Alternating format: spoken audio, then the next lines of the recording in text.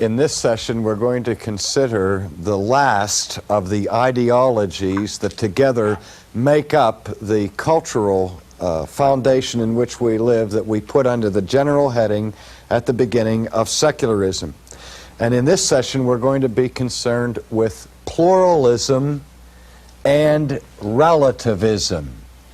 Pluralism and relativism. And I'd like to begin by going back to the board and to this line of demarcation that I've been talking about throughout this series that separates this time from the eternal world. That barrier to the transcendent realm that many have seen to be the reason why man is confined and restricted to this time and this place, being cut off and isolated from any contact with the eternal and the transcendent. We mentioned already that the transcendent realm is where we find unity. The world in which we live is the world of diversity. By the same token, the universals are beyond the line. The particulars of our experience are here in the now. And also, the transcendent realm is the realm of the absolute, and this side of the line is the realm of the relative.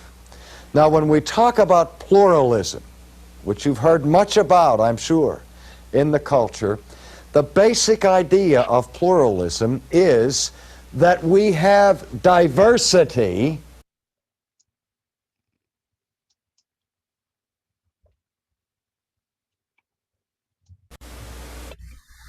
but no ultimate unity to bring the diverse things of our experience together into a coherent whole.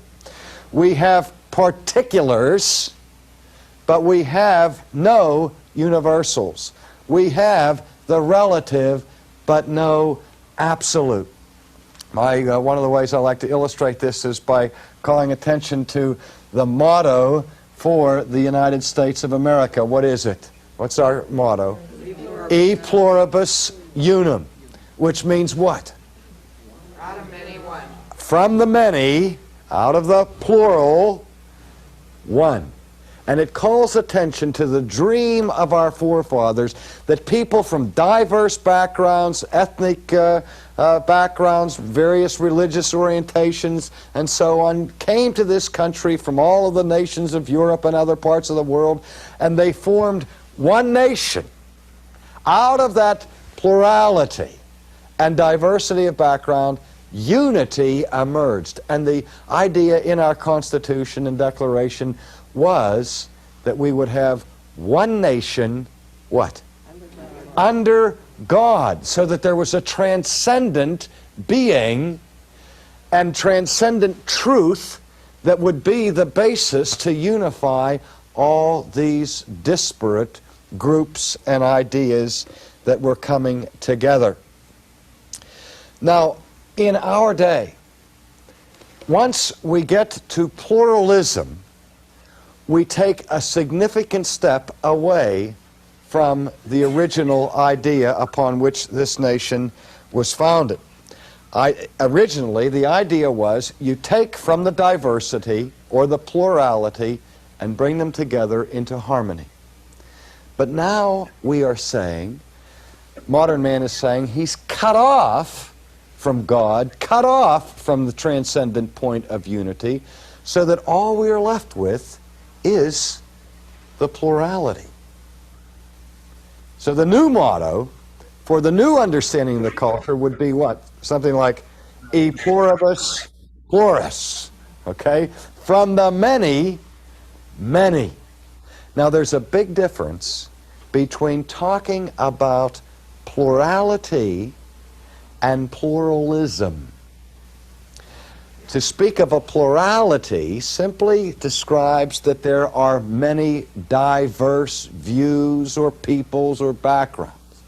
But as soon as, again, you add that suffix, ism, on the end of the word plural, what are you saying? You're saying that the plurality is all that there is.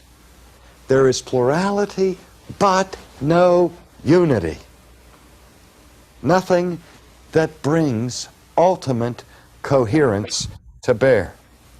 Now, the buzzword for our century is the word relativity. I think it's fascinating that we see certain buzzwords that become captive terms during various time periods in Western civilization. In the 19th century, the buzzword was what?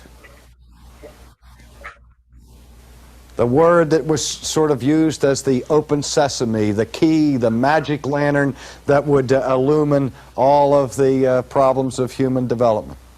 The key in the 19th century was the word evolution. And when you think of evolution, what science do you think of it with?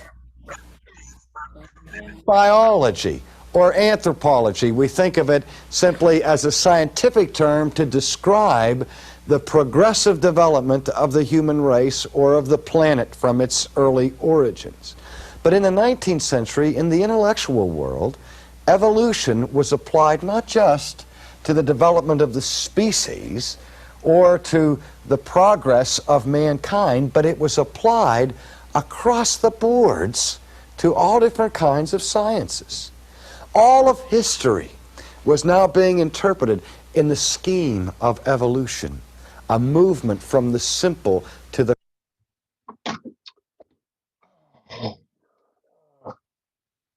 complex, from the primitive to the sophisticated. Theology was understood in the 19th century through categories of evolution. With the rise of the higher critical school and biblical scholarship, the idea came to the foreground that what? That the emergence of monotheism, of the belief in one God, was a relatively late development in the history of religion. In fact, as recent as the 8th century BC with the advent of the prophets. But Moses wasn't really a monotheist, and Abraham certainly wasn't a monotheist. They were primitives, they were animists, and only later on in biblical history did the idea of monotheism emerge. And so this critical approach to the Old Testament was provoked and stimulated by the application of categories of evolution to the Bible. Not only did we find it there, but we found it in theories of politics and in economics and so on. That is to say, philosophy, theology, economics, history, all of these different disciplines were working under the influence of this all-embracing concept of evolution in the 19th century. But the 20th century has seen a new word replace evolution as the buzzword. And that buzzword is relativity. I mean, can you think of the changes in your life that has been brought about by the scientific revolution of our century that keys on Einstein's theory of relativity? We call this age the atomic age, with the threat of nuclear war hanging over your heads daily, and new possibilities of power generated from nuclear energy. Our lives have changed. Our culture has been reshaped by a massive breakthrough in the world of physics, keyed by the theory of relativity. Well, in its simplest form, relativity on a scientific basis simply has to do with descriptions of motion, and that we can say that motion can be considered from more than one reference point. That it doesn't matter if I am moving towards you, we can consider my motion from my perspective or from your perspective. We can have a different reference point, and that there's a sense in which that motion is relative. It is relative to what? To a particular reference point. So relativity in motion is defined or determined by various reference points. But again, it's a big jump from relativity to relativism. And the jump takes place at this point. It's one thing to say that motion is relative to a reference point. It's another thing to say everything is relative. How many of you have ever heard that statement? Everything is relative. Huh? You use it. You go ahead, perpetrate the myth of the contemporary culture. Everything is relative. If everything is relative, then nothing is concrete. Nothing is ultimately real. Nothing is ultimately true. Because if everything is relative to everything else, there is no ultimate reference point. And that's precisely where modern secular man finds himself in the 20th century. That he lives his life with no ultimate, fixed, stable, absolute reference point that defines his life or the meaning of his existence. See, if everything is relative, you are relative. And there's no substance to the meaning of your very life. That's the crisis that we find in pluralism. No ultimate point of reference. I've mentioned it this way before, but I want to repeat it for the sake of relating it to the question of pluralism and relativism. What this means is that, as I say, you have particulars but no universals. You have relatives but no absolutes. Now, that's very abstract. Let's make it just a little bit less abstract for a moment, and then we'll try to make it even more relevant to where you live. This means that you have, as I said before, values but no value. You have truths but no what? Truth. Purposes but no purpose. Things that are beautiful but no beauty. That is, you have no fixed standards by which to measure or to judge values, truth, purpose, beauty. You live in a world of ultimate chaos once you embrace pluralism. Now, pluralism has not only been accepted as a working ideology in the secular culture, but the great tragedy of our day is that it has been widely embraced in the church. How many times have you heard it said of a church, we are a pluralistic church? Which means we have all different kinds of theology, all different kinds of viewpoints. And it's not just a question of diversity within unity, where the Bible describes the body of Christ as a body that has diversity and unity. But pluralism suggests more than just diverse opinions running around. It involves contradictory views of Christ, of God, of the very essence of the Christian faith, and that's all right. Once a church embraces pluralism, it said it doesn't matter whether we agree on even the essential points of the Christian faith, because it's all relative. I was asked to speak at a conclave of religious leaders a year ago, and I said at that point that I said, if anybody comes to you and tries to sell you on the virtue of pluralism as a basis for church renewal, run for your life. Because pluralism as a philosophical idea is the very antithesis of Christianity. No church can survive for long in that kind of chaos. And when I was finished with my address, one of the members of the group stood up and started to speak in favor of pluralism. And I had to I couldn't be a hypocrite. As soon as he started to talk in favor of pluralism, I ran away from the podium and ran out the door.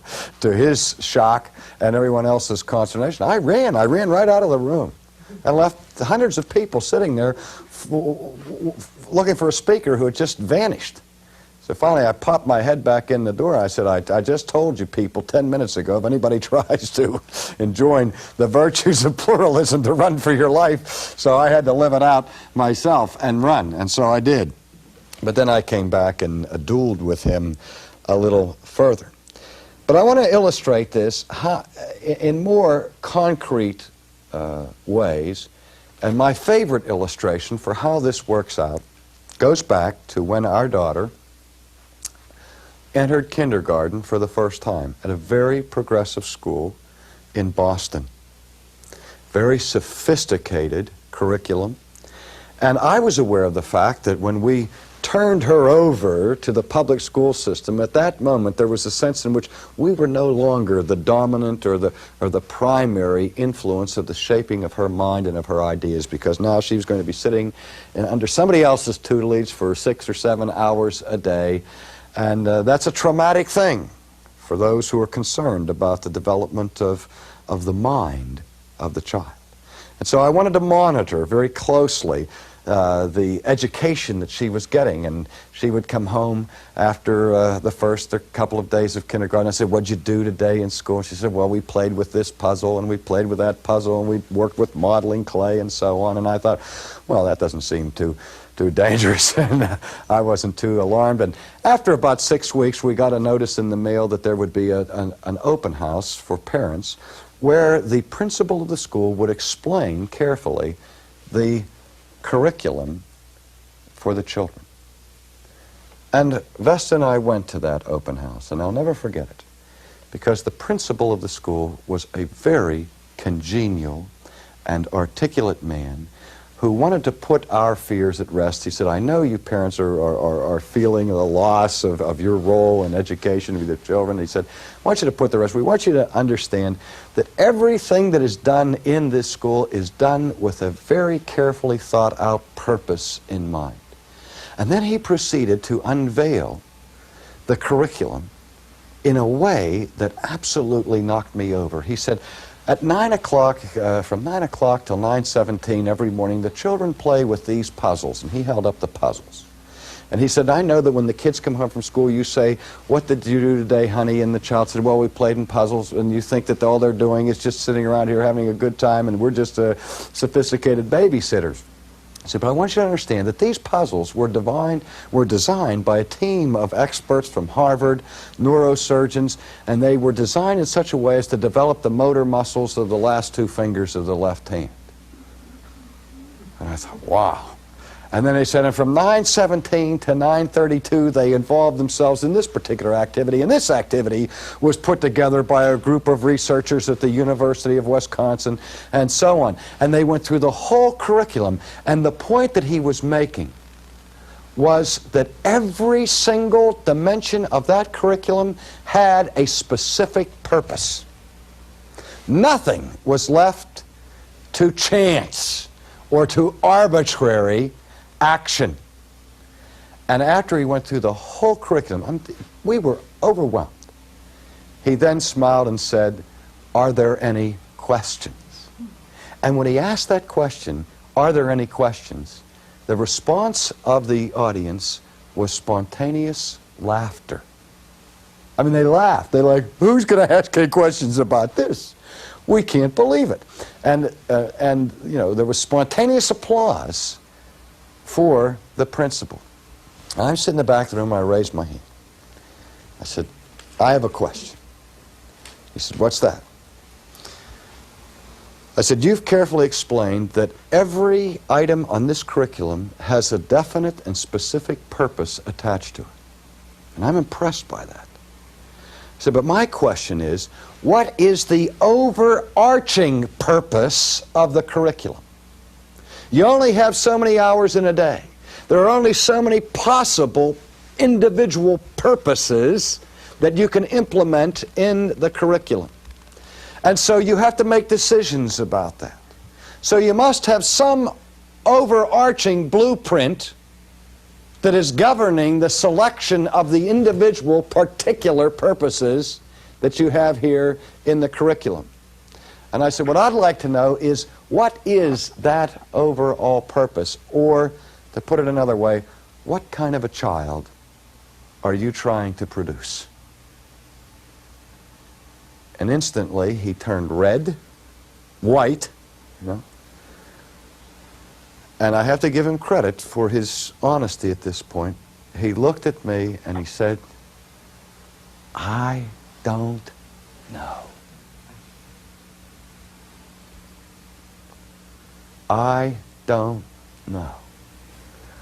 And I said, well, I very much appreciate your honesty, but your answer terrifies me. Purposes without purpose. It's all relative. Who decides? And on what basis is the decision made? Let me illustrate it again from our culture. One of the most controversial issues, indeed perhaps the moral watershed issue of our day, is the issue of abortion that's tearing this country apart, politically, economically, every other way. Pending legislation in every state house in the United States over this question of abortion. And the issue is not over whether or not it's okay to have an abortion if a child is subjected to rape, or if the mother's life is in danger. Those are moral questions that theologians and students of ethics work with. But the issue publicly today is on the question of abortion on demand. Okay, that's the issue. And as we see how this thing lines up, we see that there is a group of people that line up on one side vehemently opposed to abortion on demand. And they've caused the movement called pro-life.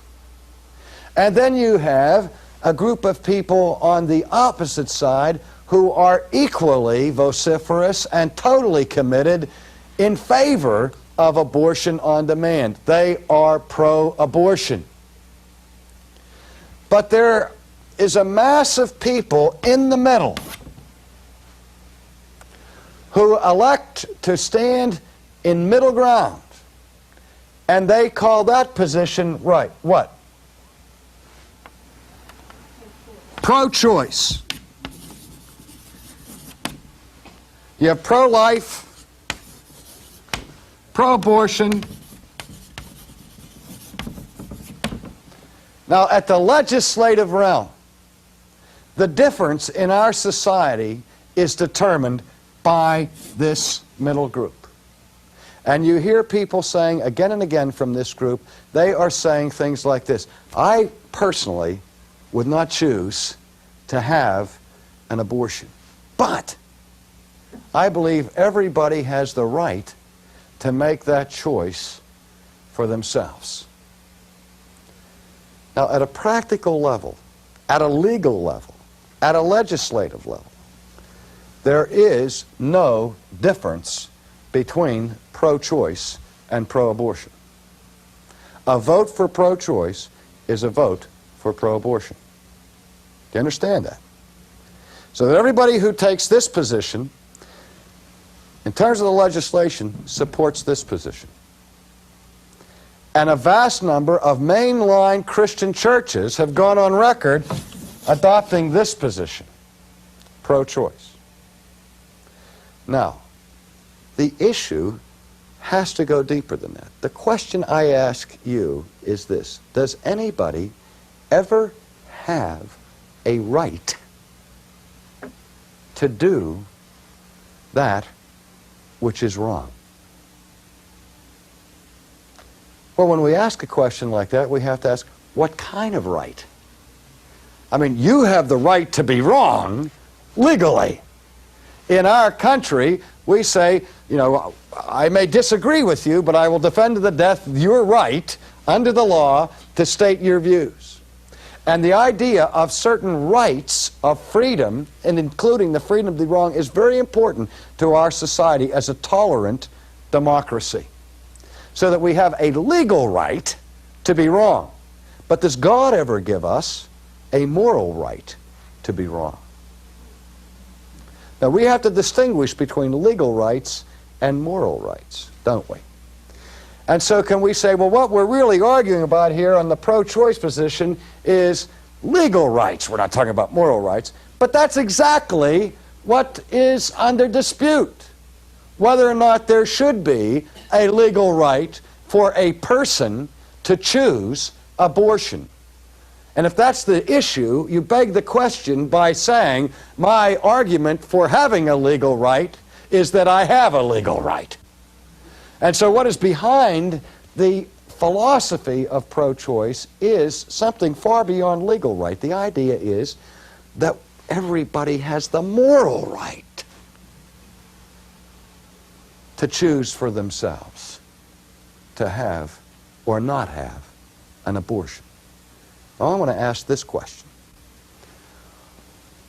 From whence cometh that right?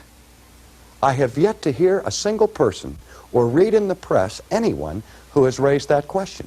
Everybody's talking about rights, women's rights, and the right to choice, the right to choose. And I say, where do you get that right?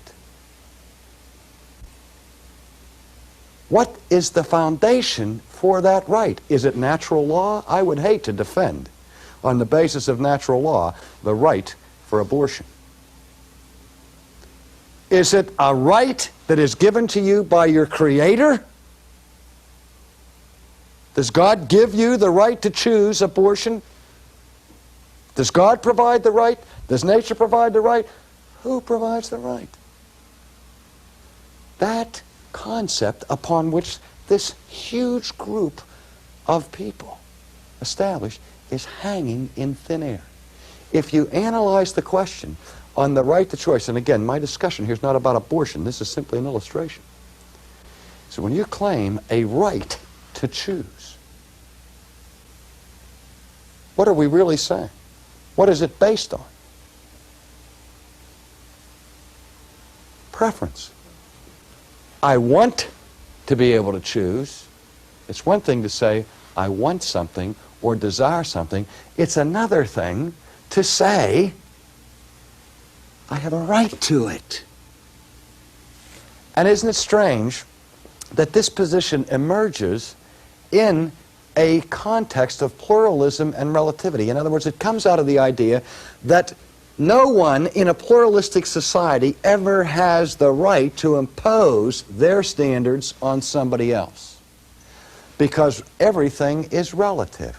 And abortion is relative to you, and to you, and to you, and to you. And if you want to have an abortion, you have that right. The reason why you have that right is because morality is relative in a pluralistic society. And the one thing that our country cannot tolerate is one group of people imposing their views upon another group of people. And if we say that is wrong in principle, then the only logical conclusion of that is to eliminate the vote altogether. All right? Now, I just want to say that in pluralism, a view of toleration emerges where there's a subtle little shift. In the classical theories, toleration and patience and long-suffering with people who differ from us is a Christian virtue. And there is a foundation for it. God's law requires that we be tolerant and charitable with each other. But it's one thing to say that all different views are tolerated under the law. It's a short step from there to say all different views are equally valid. But pluralism says not only are all views equally tolerable under the law, but all views are equally valid. And if that's the case, then we're saying if every view has as much validity as the next view, truth is slain. You can have truths, but truth is impossible. And you realize that once you destroy truth with a capital T, even truths aren't true. Even values have no value. Even purposes have no purpose. And life becomes impossible. All right, we'll stop at this point and look at other dimensions of the culture in detail in the weeks to come. Yes.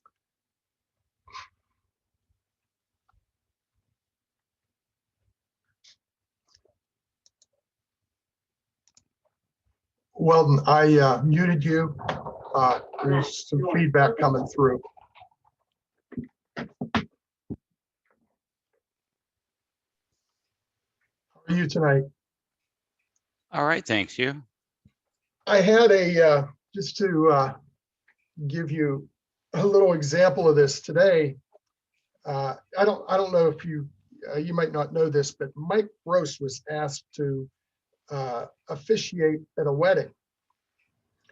So he was talking to Steve, and he talked to me since I'm ordained through the ECA. And so I talked to him a little bit last night about it, and the organization I'm through is not one that's really going to be helpful because there's a lot to it. It's not just a send your money in and we'll send you a certificate. Plus there's a $250 a year dues for it. So you know, we were talking, but I had often heard that in North Carolina, anybody can marry anybody. There's no certificate, there's nothing needed. So every time Mike went to try to find out, he would get these websites that will ordain you. All right. So you know, Unitarian Universalists, and he said, I'd look at them and, you know, I just couldn't go with it. So we talked for a while, and I finally said, you know, Mike, I'll tell you where you're going to get the best answer. I said, call the county office. You know, call the county clerk. They'll tell you. So he sent me a text today, and he said that he had called the county clerk, and the county clerk said, we don't care who signs it. Oh. And, you know, you talk about relativism, right? Yeah. You know, I mean, it's just really bizarre when you think about it. But I had heard, it was one of the talk show hosts, I think it was either Keith Larson or John Hancock. I think it was Larson, was asked by somebody to officiate at a wedding, and he looked into it and he said, anybody can do it. And so, you know, as far as I'm concerned, that puts to rest all the people that are gay that want to get married. Just go and do what you need to do there, and don't bother us in the church. So I guess I'm being really relativistic when I say that. Well, no, I mean, the term marriage has been eroded for, you know, a good 60 years now, at least. Yes. So what it means and its intent and so forth within society. So there is no marriage anymore anyway. I don't know if you remember, if you read the book that C.S. Lewis put out about his marriage to his wife, or maybe you saw the movie, I don't know, but they were originally married by a what do they call it? I don't know that they call it a justice of the peace in Great Britain, but that equivalent or whatever. Not a pastor or anything like that. And the whole reason was that she had left her abusive husband in, was it Wisconsin, somewhere in the US, and traveled to the UK with her 2 kids, and they had very good connection or whatever, and they were very good friends. And so she sought his help to gain citizenship. Stop me if you've already heard the story. I'm aware. Yeah, you can read.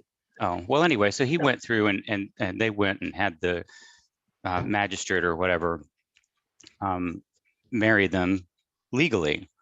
And it was a legal marriage for the purpose of legality and for her to be able to get citizenship in the UK. But it wasn't until later that they had a marriage under God's law, to as administered by a C of E priest. So anyway, it was interesting that there was this very clear distinction, and I think, frankly, that all right-thinking Christians should have the same. I struggle personally in thinking about even Christians, even very devout Christians, and they've been married by somebody who's a justice of the peace or whatever. And is that a valid marriage under God's law? And I mean, I get the argument about that. There are certain things that are delegated to the state authority, but if you're taking marriage out of the context of the church anyway, then I think that you're cheapening it by its very definition and purpose. So yeah, I had a situation. One of the young men in the fire department, this was 8 or 9 years ago now. He actually went to Freedom Church. He grew up at Freedom PCA, and but he and I talked, and I knew he was a believer. He had that down. But he wasn't real active at the church because Freedom was not a real friendly church, particularly for young people, I don't think. So he wasn't really active there.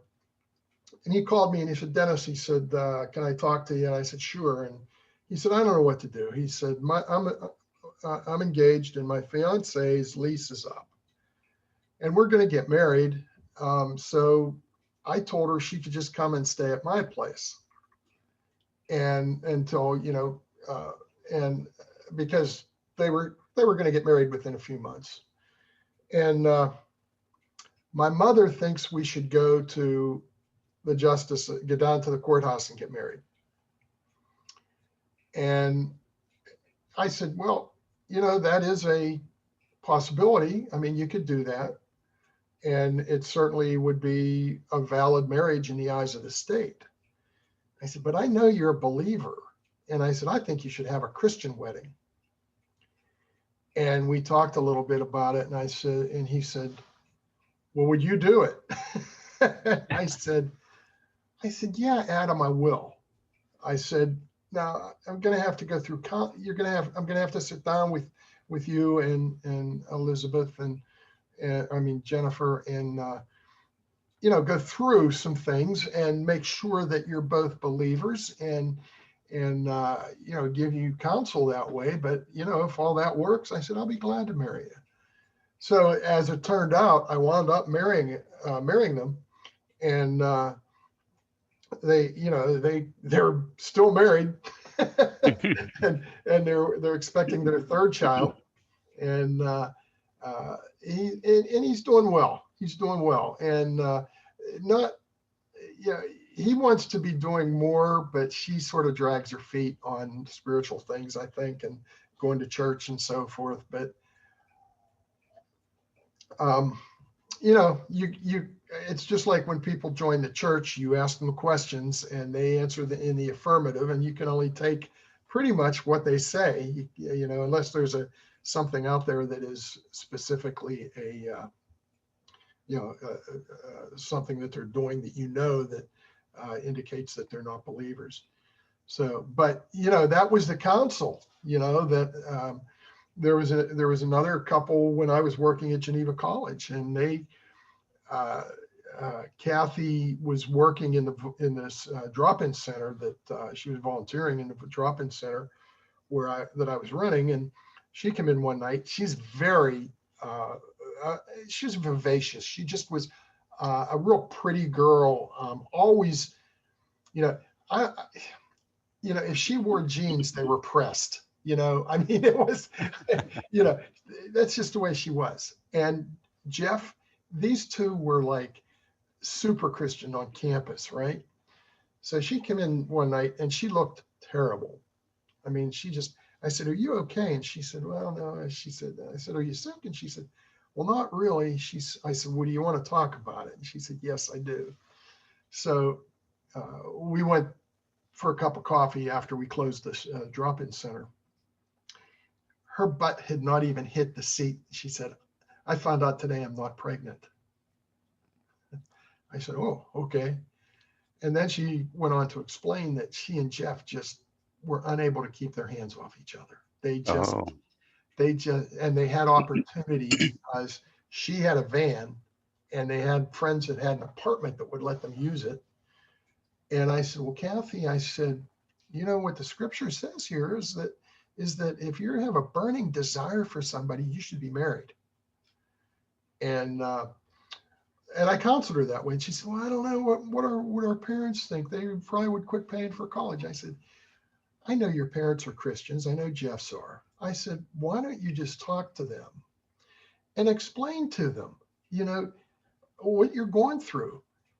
And I'm sure that they will continue to support you in your college years because they're Christian people and they don't want you to be sinners." So they did. And they wound up getting married, and they have 5 kids, I think. And but we too often we don't think like that, even as the church. A lot of times, and that whole scenario of, well, we won't pay for college if you get married. Well, why not? I mean, do the right thing by your kids.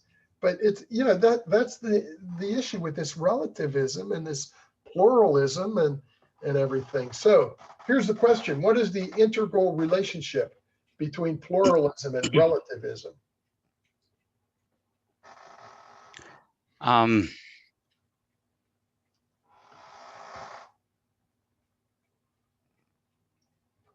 Well, you missed the first part of it, so you probably didn't get as much on the pluralism as.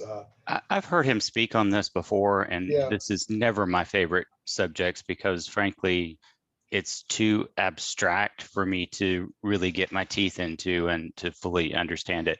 I understand and appreciate what R.C. Sproul brings to it, and I respect the fact that he's able to articulate as well as he is, because he understands intimately well what he's arguing against. But I've always struggled with this subject and trying to understand it because I don't play well in the abstract. Well, yeah, but the idea of the pluralism is that initially, I don't know if you saw that part of it, but he talked about how initially pluribus unum was out of the many one, and pluralism makes that out of the many many. Right, I did hear that. Yeah, so that and so when you have that going on, it just sort of moves in then to relativism. It just gives way to relativism because, if we're all many, then it's all relative to me. It's all everything is relative to me and my situation. And so it works its way through all these different things that have gone on over the years. And you think, it's like it's like there's this little thing there, and so they put the little thing on the pile, and then somebody else comes here and it's a little thing and they put it on the pile, and there's another little thing that comes on the pile, and over the last 50 years the pile's gotten like this. It's gotten huge. And well, and I guess probably it's not unlike getting old. If you see somebody every day, of their lives, you really don't notice them.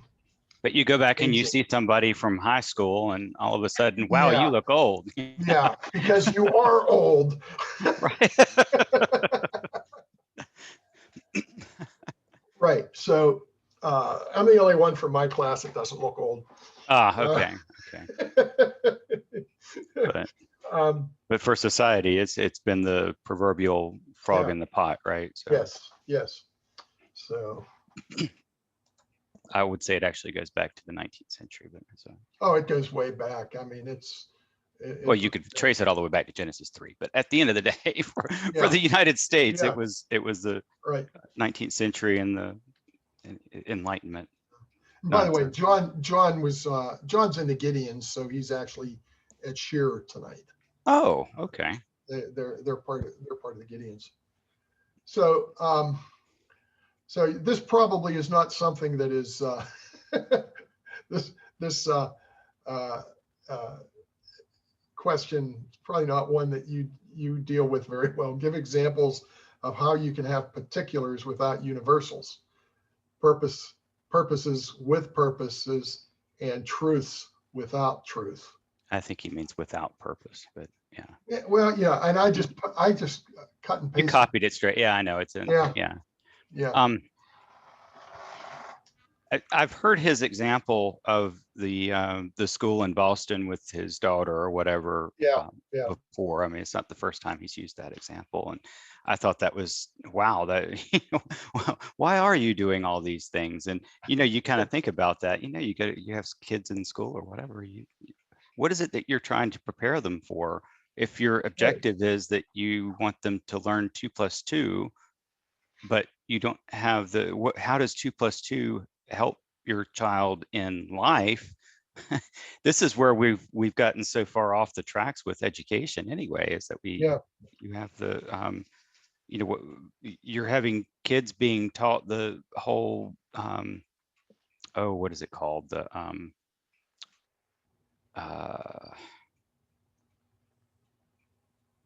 well, anyway, the whole race thing or whatever. Critical race theory. Yes, that. Thank you. Yeah. You're having them, you're teaching them all that or whatever, but how is that going to help them get a job? Well, and the other thing about it is, if you're teaching this, and you've got a curriculum that is targeting elementary age kids with this, their minds are not working that way. Kids in elementary school are structured. Okay, they learn 2 + 2 = 4. They learn that there's a subject and a predicate to a sentence. Their learning is structured. It's not really until kids reach high school that they start dealing with concepts and things like that, which they're totally blowing it here, because they're trying to do this stuff and really form these kids' minds with things that the kids are not going to understand. That's one reason why I have not been good with younger kids, because I am not structured. I'm not a real structured person. I like concepts. And so I've been able to deal with high school kids mostly and college age kids in my ministries, because they will deal in concepts. They can start to understand the concepts in theology, and they can understand those things. Well, you still have to have the building blocks, though, to even be able to have a comprehension of what those things mean. That's right, because and their implications, obviously. The 2 + 2 = 4 is the foundation for all the other things you do in math. And as you communicate, you learn how words structure together, and then you start being able to create your own words and you're able to take your thoughts and put them on paper, and and things like that. But you don't hand a kid a pencil in first grade and say, give me a 3-page essay. And but that's essentially what they're trying to do. That's essentially what they're trying to do with these kids. Right, right. And so there's no purpose. There's no purpose in these things, and there's definitely not truth. And I think if I had been doing this, I would have had a capital T on that truth. So.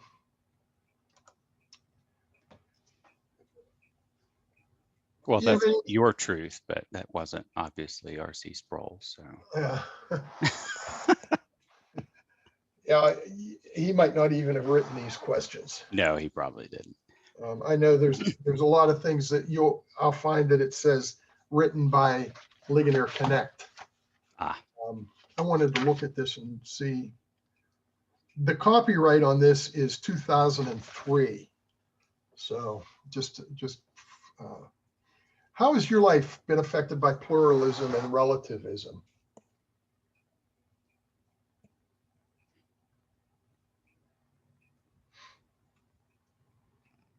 I think that there are a lot of subtle ways that that our lives as Christians are impacted by these things that we don't even recognize sometimes, and sometimes we do recognize it and we don't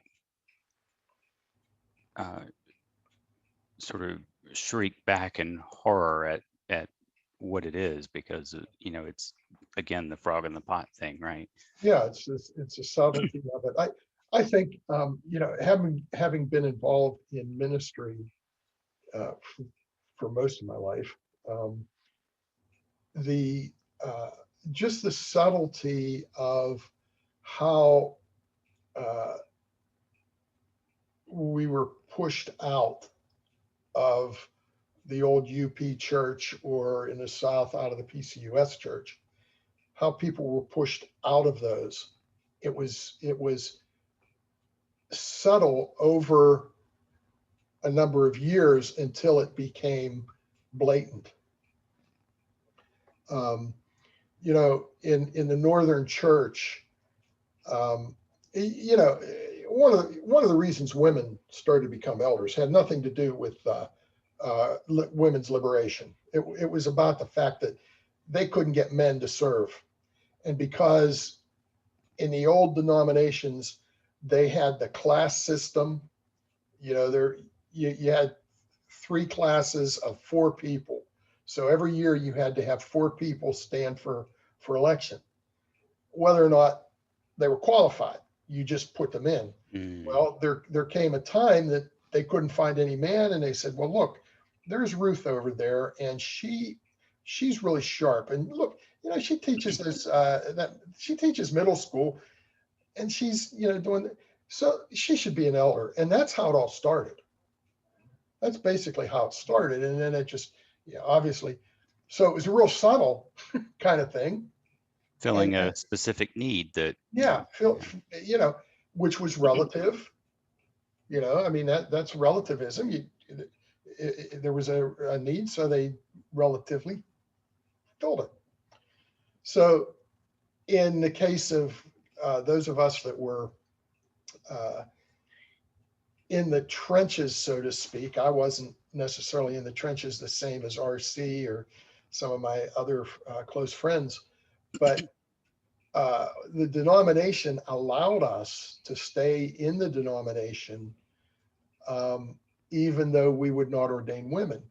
Our church, as a matter of fact, quit ordaining elders because the denomination finally came and said, if you can't ordain women, you can't be ordained. Now that was like the blatant that happened after all the subtle stuff that started innocently. Started innocently, but crept, and then it was the blatant thing. And so our congregation, we quit electing, we would elect elders, but if they weren't ordained, we would not ordain them. Because we said, if a teaching elder can't be ordained, then our ruling elders should not be ordained either, because it's the same office, essentially, same qualifications. So, right. but I was in a group of probably 13 or 14 men that were under care of Pittsburgh Presbytery that was the first class that was told, the first people under care that were told, you're not going to be able to be ordained, back in 1975. And one guy was the test case when he went to be ordained, and they would not pass him because and the thing was this. He said, I will not ordain a woman. I will not lay hands on a woman to ordain her. But if I'm working in a congregation and they elect somebody that's a woman to the session, I won't stand in her way of serving there. I just will not ordain her. So there was a little bit of a compromise on our part that just was not allowed. So, and I'm not sure that was the right position either, as I look back. Well, no, because you're eroding the truth just a little bit more, a little bit more, a little bit more. Yeah. You know, but.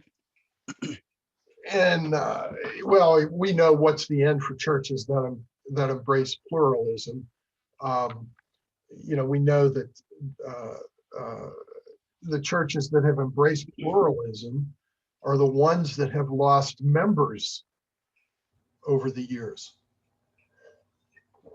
And so and of course, many of those churches have just really become social clubs and not churches anymore. Well, that's what most synagogues are these days anyway, right? Yeah, well, you look at most for the same reasons, right? Yeah, but and you look at the you look at the mainline denomination churches, the ones that have really embraced it. You know, there's a lot of churches out there that just don't understand.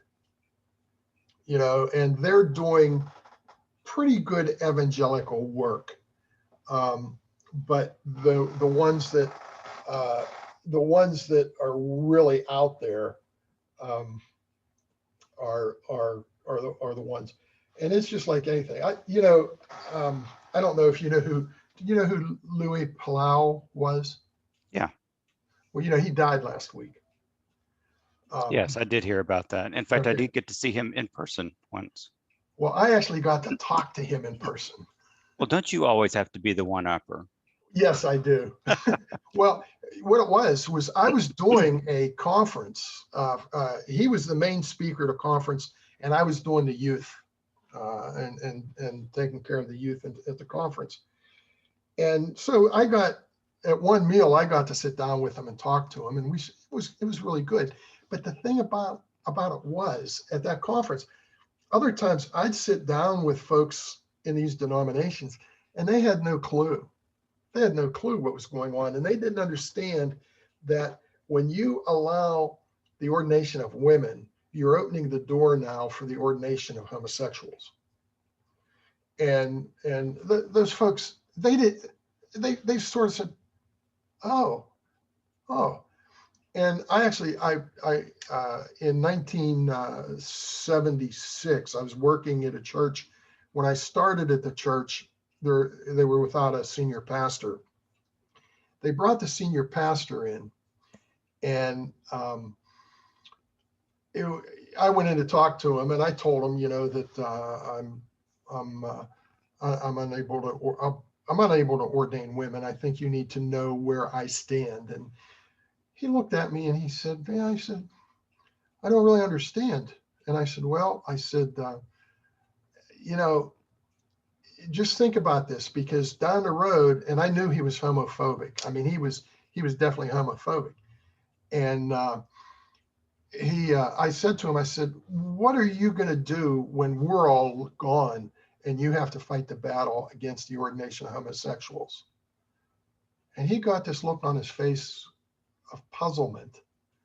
And he said, "I've never thought about that."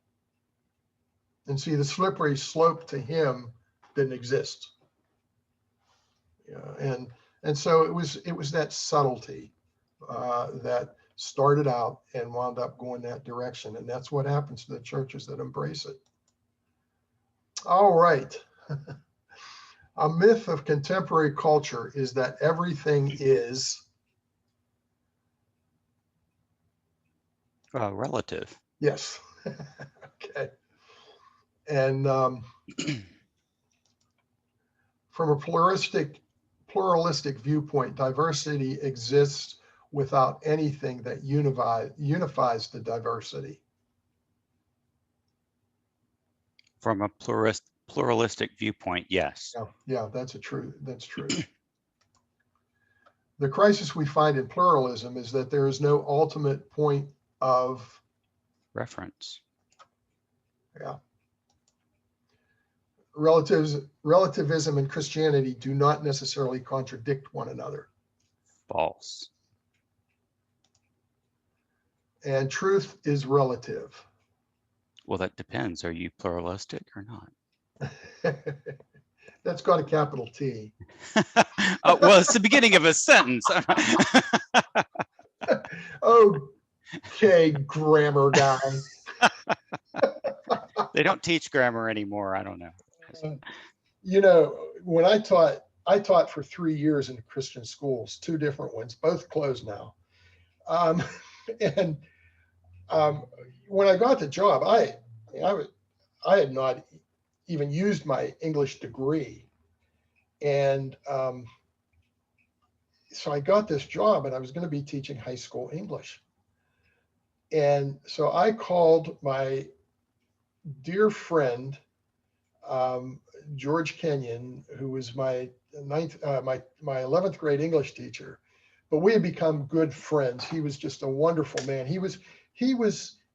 If George Watley had a twin brother, it would have been George. Really.